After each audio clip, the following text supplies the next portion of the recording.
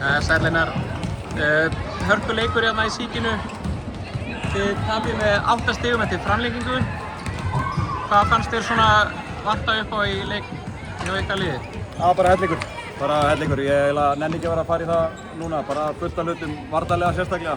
Fáum okkur 99 stig. Já, en þið eruð þarna í toppnum, þið eruð að keppa núna á móti liði sem er svona neðarlega. Þið verður verið dálítið svona svekkelsi.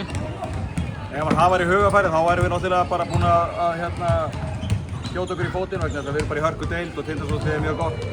Og það er alltaf erfitt að koma á krók, þannig að ég held að hugafærið ekki verið þannig að þetta væri eitthvað sem að væri sjálfgefið, bara langt í frá. Það er komið jólafrí. Finnst þér, maður hefur heyrt svona raddir um að þetta jólafrí sé of langt. Hvað svona finnst þér um það? Við erum að spila í dag, við erum að spila aftur 7. janúar, þú veist. Ég bara hefur svo sem ekkert skoðun á því. Ég meina félögin ráða þessu. Það eru þau sem að kalla þetta og það er alveg hægt að sjá kosti og galla. Takk fyrir, gangið vel.